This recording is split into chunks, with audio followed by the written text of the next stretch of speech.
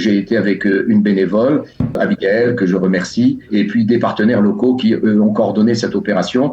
Nous avions 20 familles à voir, 15 à Ashkelon et 5 à Ashdod. On est allé de famille en famille, on a fait le tour de toutes les familles, on leur remettait bien sûr les bons alimentaires, on parlait un peu, le temps qu'on pouvait parler parce qu'elles avaient besoin de parler aussi. Elles ont beaucoup de besoins de soutien, beaucoup de besoins d'autres types de services. Et c'est aussi un Kalita, on fait beaucoup de choses, il y a beaucoup de choses qui sont faites. On a parlé de ces lignes qui ont été mises donc à la disposition des personnes, que ce soit si vous êtes dans une situation émotionnelle un peu difficile, ou si vous avez des problèmes, toutes sortes de questions. Donc il y a ces lignes d'urgence qu'on rappelle dans quelques instants, les numéros de téléphone. Et aussi, on est sur le terrain, et plus particulièrement, c'est Michel Nakache qui est parti hier sur le terrain. Bonjour Michel. Oui, bonjour Olivier. Alors Michel, racontez-nous, vous êtes parti hier à Ashkelon justement pour venir en aide aux familles d'Ashkelon, aux familles francophones de Ashkelon. Racontez-nous ce qui s'est passé hier. Et j'ai juste en préalable à dire, parce que Bruno Lelouch est un ami de très longue date, et je veux dire que une action formidable qui conduit depuis des années. C'est pas sa première opération, donc tous ceux qui peuvent l'aider, merci de le faire parce que c'est vraiment un garçon formidable. Alors effectivement, moi je me suis rendu à Ashkelon hier. J'ai attendu 1 ou 2 jours avant d'y aller. On a avant de préciser mon propos, je voudrais dire que nous aidons des familles d'Ashkelon dans le cadre du programme de Tzedaka depuis plusieurs années maintenant. Nous avons des dizaines de familles là-bas que nous aidons régulièrement chaque mois par des bons alimentaires. Et là, bien sûr, dans cette période, il y a de nouvelles familles qui sont venues vers nous et bien sûr par différents moyens. Et puis, bien sûr, même les familles que nous aidons ont des besoins supplémentaires. Donc hier, j'ai été avec une bénévole parce que au départ on devait amener avec plusieurs voitures des produits alimentaires ou d'autres produits, et finalement une famille a demandé beaucoup de produits alimentaires et les autres ont souhaité plutôt des cartes alimentaires. Donc ça nous a un petit peu facilité la tâche. Donc on a organisé une opération avec l'aide de partenaires. Donc moi j'ai été avec une bénévole, Abigail, que je remercie, et puis des partenaires locaux qui ont coordonné cette opération. Nous avions 20 familles à voir, 14 à Ashkelon, 15 à Ashkelon et 5 à Ashdod. Voilà, parce que certaines familles d'Ashkelon sont maintenant aussi sur Ashdod, puisqu'elles ont été déplacées, elles sont quittées Ashkelon et elles sont relogées à Ashdod. Puis il y avait 1 ou 2 familles de Ashdod aussi, puisque nous soutenons beaucoup aussi les familles d'Ashdod.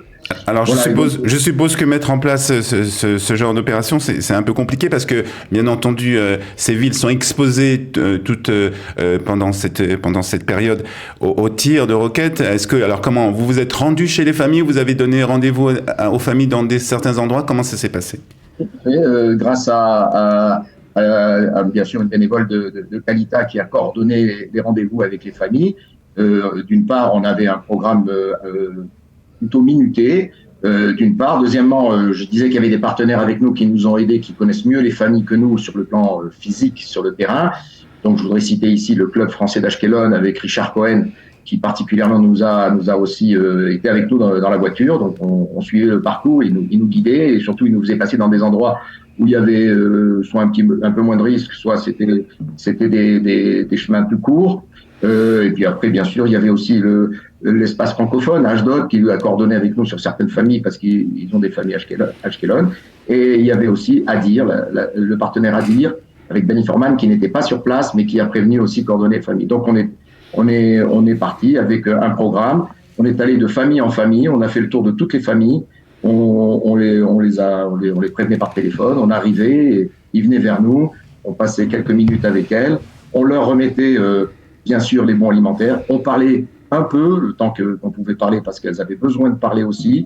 Il n'y avait pas que les cartes alimentaires, bien entendu. Elles ont beaucoup de besoins de soutien, beaucoup de besoins d'autres types de services que Kalita d'ailleurs peut remplir dans le cadre de ce qu'on disait tout à l'heure, ouais. Sur l'aide, l'écoute téléphonique ou bien sur l'emploi. Il y a beaucoup de gens qui sont sans emploi là-bas. Je ne vais pas décrire la situation que vous connaissez bien sûr sur Ashkelon. C'est une très très grande ville. Il y a plus de 130 000 habitants et il y a beaucoup de familles qui ont quitté Ashkelon et qui sont relogées ailleurs. Nous, on a traversé une ville quasi déserte. Voilà. Bon, je suis pas passé, on n'est pas passé dans tous les quartiers. Bien sûr, les magasins sont fermés. La ville est déserte. Et voilà, donc on a circulé, on a été de famille en famille, comme ça, de bâtiment en bâtiment. Quelles ont été les réactions des familles? Alors, bien entendu, les familles d'abord sont heureuses de nous voir, de voir des associations qui s'occupent d'elles. Elles ont bien sûr besoin. Elles ont envie également de sentir de la présence. Bon, il y a des associations sur le terrain, il y a tas de choses qui se passent. Mais bon, dans le monde francophone en particulier, puisque nous, on s'est adressé aux familles francophones que l'on soutient toute l'année ou qui sont venues vers nous, c'est différent. Elles sont un petit peu moins confortables pour aller vers des centres de collecte. Elles sont un petit peu moins confortables pour demander de l'aide. Elles ne parlent pas souvent l'hébreu. Il y a beaucoup de difficultés aussi. Des gens qui sont malades, des gens qui ont des bébés à la maison. Donc tout ça, c'est pas très facile, en particulier aussi pour les francophones. Donc heureux de nous voir et de parler avec nous quelques minutes quand on leur remettait des bons alimentaires. Parfois, il y a des mamans qui sont parties, mais les enfants sont restés, les plus grands sont restés dans les appartements parce qu'ils ne peuvent pas emmener tout le monde ailleurs.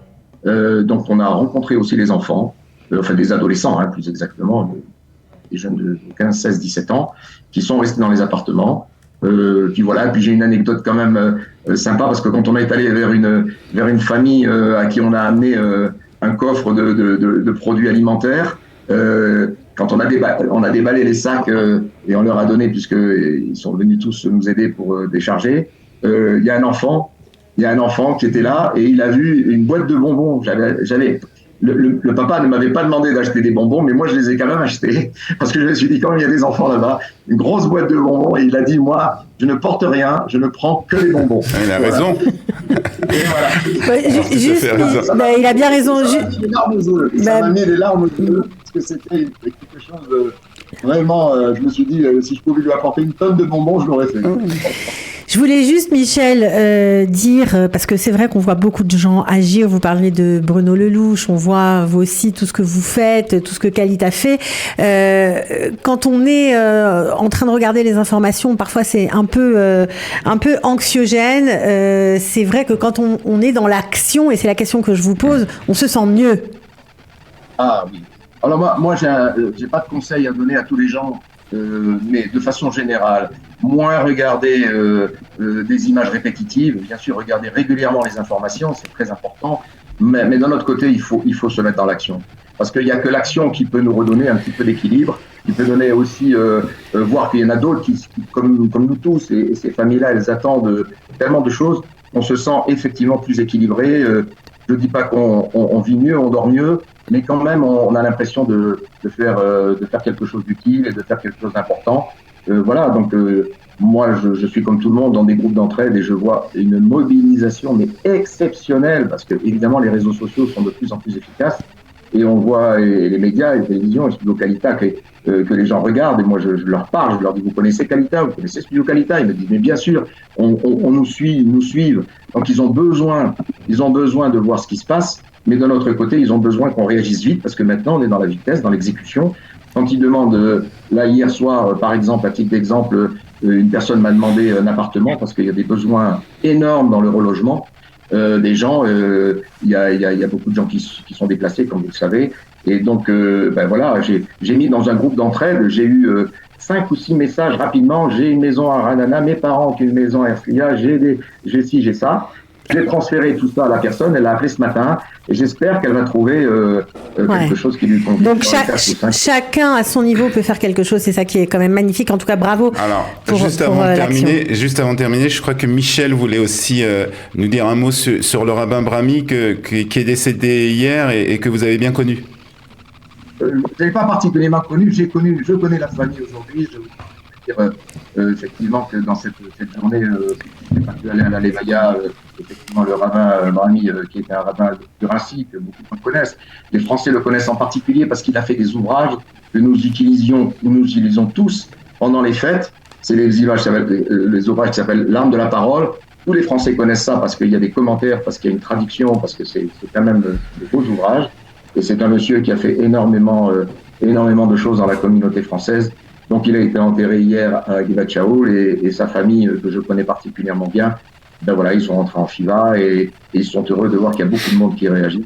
Donc, je pense qu'on peut saluer la mémoire de ce rabbin communautaire très important qui est décédé hier. Voilà, avec, si vous n'avez pas ces livres, L'arme de la parole, franchement, on en a déjà parlé sur cette antenne, mais je vous engage à vous y plonger parce que les commentaires sont vraiment d'un très haut niveau et ça vous fera passer des fêtes, en tout cas les livres sur les fêtes, tout à fait différentes. Merci beaucoup, Michel. Merci à vous, bonne continuation.